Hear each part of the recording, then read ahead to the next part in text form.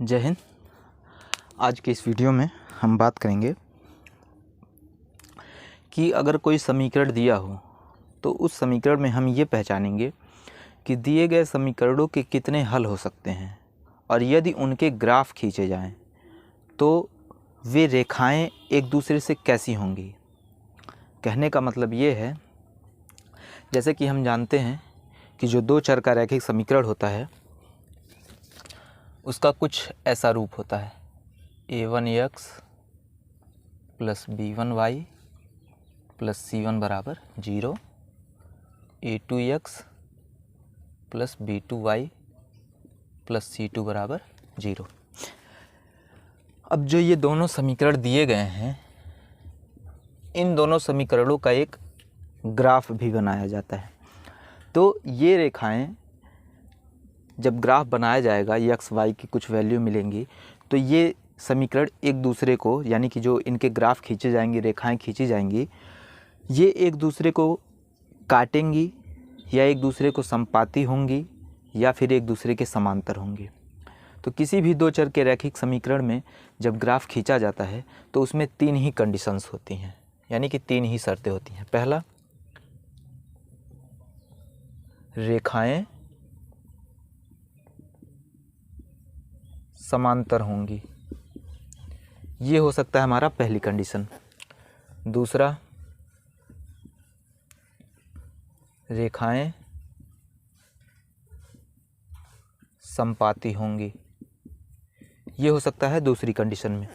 तीसरी कंडीशन में रेखाएं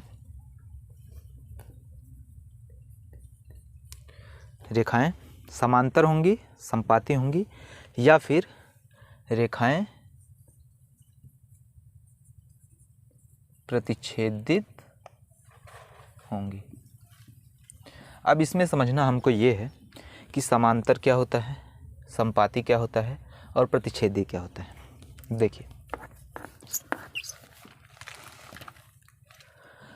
जब कोई दो रेखाएं एक दूसरे से एक निश्चित दूरी पर होती हैं, उनकी दिशाएं चाहे जो हों, लेकिन उनकी दूरी एक दूसरे से बीच में प्रत्येक बिंदुओं पर, जैसे ये बिंदु लिया गया, ये बिंदु लिया गया, यहाँ पर रेखाओं के बीच की दूरी अगर a है और दूसरा बिंदु हमने कोई यहाँ पे लिया, इसके भी दूरी कितनी है, a है। कोई तीसरा बिंदु हमने यहाँ पे लिया, इसकी भी बीच की दूरी a है। यानी कि जब कोई दो रेखाएं एक दूसरे से एकदम सीधी हों और उनके बीच में आपस में दूरियां बराबर हों, प्रत्येक बिंदु अगर उनके आमने सामने के बिंदु लिए जाएं और उनके बीच की दूरी आपस में प्रत्येक जगह पे समान हो, तो ऐसी रेखाओं को कहते हैं समांतर रेखाएं। ये हो जाएंगी समांतर रेखाएं। ये तो है पहली कंडीशन। दूसरी कंडीशन, रेखाएं संपाती कब होती हैं। देखिए, जब कोई एक रेखा खींची गई हो, ए मान लीजिए, ये कोई रेखा खींची गई है ए, जो इधर से इधर जा रही है। मान लीजिए कोई दूसरी रेखा हम इधर से खींच दें बी। अब ये दोनों रेखाएं एक दूसरे के ऊपर ही स्थित हैं। तो जब कोई दो रेखाएं एक दूसरे के ऊपर स्थित होती हैं, जब एक से अधिक दो हों या तीन हों, चार हों, लेकिन वो सब एक दूसरे के ऊपर ही स्थित हों एक ही बिंदु पर, तो इस प्रकार की रेखाओं को संपाती रेखाएं कहते हैं। ये है संपाती रेखा। संपाती रेखा मतलब दो रेखाएं, ये पहली रेखा और इधर से हम खींच दे रहे हैं दूसरी रेखा, दोनों एक दूसरे के ऊपर हैं, तो इस तरह की रेखाओं को कौन सी रेखाएं कहेंगे, संपाती रेखाएं। तीसरा आता है प्रतिच्छेदित रेखाएं। प्रतिच्छेदित रेखाएं क्या होती हैं, जब कोई दो रेखाएं एक दूसरे को किसी बिंदु पर काट देती हैं। ये है पहली रेखा, ये है दूसरी रेखा, ये ए है, ये बी। अब ये रेखाएं एक दूसरे को आकर के इस बिंदु पर काट रही हैं, तो इन दोनों रेखाओं का ये कौन सा बिंदु हो जाएगा, प्रतिच्छेदन बिंदु। और ये दोनों रेखाएं एक दूसरे की प्रतिच्छेदी रेखाएं कहलाएंगी। यानी कि प्रतिच्छेदन का मतलब होता है कि दो रेखाएं एक दूसरे को किसी बिंदु पर जाकर काटें। तो इस तरह से जब भी कोई दो चर का रैखिक समीकरण दिया होगा तो उसमें 3 कंडीशंस हो सकती हैं अगर उनका ग्राफ खींचा जाए तो। ग्राफ का मतलब जो आप लोग प्रैक्टिकल की फाइल वगैरह में इस तरह से ग्राफ करके दिया रहता है, तो इस पर हम एक x अक्ष मानते हैं, एक y अक्ष मानते हैं और उस पर समीकरणों का ग्राफ खींचते हैं। तो उस ग्राफ में अगर दो समीकरण दिए गए हैं, दो चर का रैखिक समीकरण है, तो उसमें 3 शर्तें हो सकती हैं। पहली, या तो रेखाएं समांतर होंगी, या तो समपाती होंगी, या तो प्रतिच्छेदित होंगी।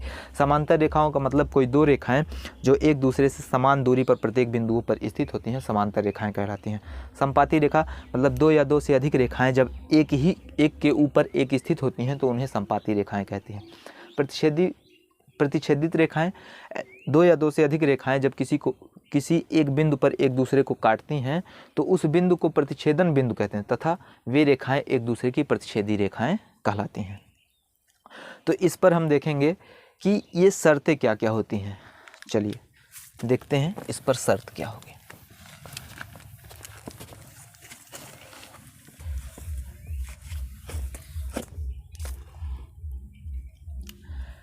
देखिए, तो हम देखते हैं कि कब रेखाएं समपाती होंगी, कब रेखाएं प्रतिच्छेदी होंगी और कब रेखाएं समांतर होंगी, उनके लिए आवश्यक शर्तें क्या क्या हैं। तो जब दिए गए समीकरण में हम a1 a2 b1 b2 c1 c2 के अनुपातों की तुलना कराते हैं तभी हम जान पाएंगे कि रेखाएं समपाती होंगी, प्रतिच्छेदी होंगी या समांतर होंगी। तो उनके लिए नियम है। पहला नियम कहता है कि अगर a1 a2 का, b1 b2 का और c1 c2 का तीनों का अनुपात अगर आपस में बराबर है तो उस स्थिति में रेखाएं कैसी होती हैं? समपाती होती हैं और समीकरण के अनेक हल होते हैं। यानी कि जब हम a1 a2 का अनुपात निकालेंगे, b1 b2 का अनुपात निकालेंगे, c1 और c2 का अनुपात निकालेंगे, यदि तीनों का अनुपात आपस में बराबर है तो रेखाएं कैसी होंगी? समपाती। समपाती का मतलब रेखाएं एक ही बिंदु पर चलने वाली होंगी, एक दूसरे के ऊपर चलने वाली रेखाएं होंगी और उस स्थिति में समीकरण के अनेक हल होंगे। दूसरी शर्त में कहता है कि अगर a1 a2 का अनुपात और b1 b2 का अनुपात आपस में बराबर नहीं होता है तो उस स्थिति में रेखाएं एक दूसरे को किसी न किसी बिंदु पर जाकर काटती हैं और समीकरण का अद्वितीय हल होता है। अद्वितीय हल का मतलब समीकरण का कोई एक ही हल होगा, उसके अलावा कोई दूसरा हल नहीं हो सकता। तो प्रतिच्छेदी रेखाओं का मतलब कि रेखाएं एक दूसरे को किसी न किसी बिंदु पर जाकर काटेंगी। ये A हो गया, ये B, मान लो यहाँ पर जाकर ये एक दूसरे को काट रही हैं, तो इस तरह से होगा। और तीसरी शर्त में कहता है यदि a1 a2 का अनुपात b1 b2 का अनुपात आपस में बराबर है लेकिन c1 और c2 का अनुपात आपस में बराबर नहीं है तो उस स्थिति में रेखाएं समांतर होती हैं और समीकरण का कोई हल नहीं होता है। कहने का मतलब रेखाएं एक दूसरे के ठीक आमने सामने होती हैं और उनके प्रत्येक बिंदुओं के बीच की दूरियां आपस में समान होती हैं। रेखाएं एक ही दिशा में भी हो सकती हैं या विपरीत भी हो सकती हैं। रेखाएं एक छोटी एक बड़ी भी हो सकती है, लेकिन अगर इस रेखा से यहाँ तक की दूरी देखी जाए, ये दूरी या फिर इसके बीच की कोई भी दूरी ली जाए तो ये आपस में कैसी होनी चाहिए? बराबर। मान लीजिए कि अगर कहीं रेखा ऐसी हो, दो रेखाएं हमने ली, यहाँ की दूरी है 5 सेंटीमीटर और यहाँ पर रेखा की दूरी है 3 सेंटीमीटर, तो ये रेखा समांतर नहीं होगी क्योंकि ये दूरी है 5 और आगे जाकर दूरी कम हो गई। तो दोनों रेखाओं के बीच की प्रत्येक जगह की दूरियां आपस में बराबर हों, उस स्थिति में कैसी होगी? समांतर होगी और समीकरण का कोई हल नहीं होता है। तो ये होता है शर्त इसके लिए। तो चलिए देखते हैं, आइए इस पर सवाल लगाते हैं कि किस तरह से हम इनके गुणांकों की तुलना कराएंगे। a1 a2 b1 b2 c1 c2 और रेखाएं समांतर समपाती समांतर कब होंगी। तो आइए इस पर एक आध सवाल देखते हैं। चलिए तो अब इस पर सवाल देखते हैं। जैसे मान लीजिए कोई समीकरण दिया है 6x माइनस 3y प्लस 10 बराबर 0, 2x माइनस वाई प्लस 9 बराबर 0।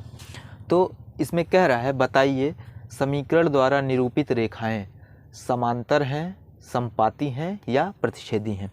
तो इसके लिए हमें करना क्या है, सबसे पहले हम यहाँ पर x और y के गुणांकों की तुलना करा करके a1, a2, b1, b2, c1 और c2 का मान ज्ञात कर लेंगे। तो समीकरण 1 की तुलना हमने करा दी a1x plus b1y plus c1 बराबर 0 से, और समीकरण 2 की तुलना हमने करा दी 2x माइनस वाई प्लस 9 बराबर 0। इसकी तुलना करा दी हमने a2x plus b2y plus c2 बराबर 0 से। तो a1 का मान यहाँ से हमारा आ गया 6, b2 का मान चिन्हों के साथ लेना है तो ये -3 है, इसलिए b1 का मान कितना हो गया -3, c1 है, c1 का मान +10 हो गया।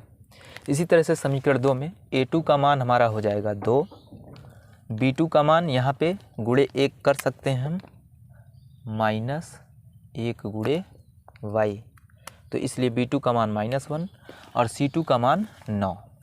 तो यहाँ पे करना क्या है हमको, हम लिखेंगे a1 बटे a2 बराबर b1 बटे b2 बराबर c1 बटे c2। अब हम मान रख देंगे, a1 का मान है 6, a2 का मान है 2 बराबर b1 का मान है -3, b2 का मान है -1 बराबर c1 का मान है 10 और c2 का मान है 9। तो यहाँ पे अब हम काटेंगे, 2 एकन्नम 2, 2 तिहाई 6, माइनस से माइनस कट गया, यानी कि 3/1 बराबर 3/1 बराबर 10/9। यहाँ पर ये दोनों मान तो आपस में बराबर हैं, लेकिन ये मान आपस में बराबर नहीं है। तो हमें मिला क्या, यानी कि a1 बटे a2 बराबर b1 बटे b2 is not equal to c1 बटे c2। तो जब हम आपको शर्तें बता रहे थे तो हम बताए थे कि जब a1 a2 और b1 b2 का अनुपात आपस में बराबर हो, लेकिन c1 और c2 का अनुपात आपस में बराबर नहीं होता है, तो उस स्थिति में रेखाएं कैसी होती हैं, रेखाएं समांतर होती हैं और उनका कोई हल नहीं होता। एक चीज़ बताना भूल गए हम आप लोगों को, समीकरण दिया रहता है उसमें ये भी पूछता है कि दिए गए समीकरण युग्म संगत हैं या असंगत हैं। तो बाकी की 2 कंडीशनों, जब समीकरण का कोई हल नहीं होता है तो समीकरण युग्म कैसे होते हैं, समीकरण युग्म, युग्म का मतलब जोड़ा, जो दिए गए दोनों समीकरण हैं, समीकरण युग्म असंगत होते हैं। कैसे होते हैं, असंगत होते हैं। आपसे क्वेश्चन ये भी पूछेगा कि दिए गए समीकरण में जांच करके बताइए कि समीकरण युग्म संगत है या असंगत है। तो बाकी 2 शर्तों में तो समीकरण संगत होता है, लेकिन जब रेखाएं समांतर होती हैं तो उनका कोई हल नहीं होता, और जो समीकरण युग्म दिया गया रहता है वो असंगत होता है। तो इस तरह से हम a1 a2 b1 b2 और c1 c2 की तुलना कराकर पता कर लेंगे कि कौन सा दिया गया समीकरण समांतर है, कौन सा समपाती है और कौन सा प्रतिच्छेदी है। यहाँ पर a1 a2 बराबर b1 b2 is not equal to c1 बटे c2, उस स्थिति में रेखाएं समांतर होती हैं, उनका कोई हल नहीं होता और समीकरण युग्म असंगत होता है। तो इस तरह के सवालों का जब आप अध्ययन करेंगे तो आप लोगों को धीरे धीरे समझ में आएगा। वीडियो को एक बार देखिए, नहीं समझ में आ रहा है दूसरी बार देखिए, और साथ ही साथ सवालों का अध्ययन भी करते रहिए। इस तरह से आपको सवाल अच्छी तरह से समझ में आएंगे। उम्मीद करते हैं आप लोगों को वीडियो समझ में आया होगा। मिलते हैं नेक्स्ट वीडियो में, तब तक के लिए जय हिंद।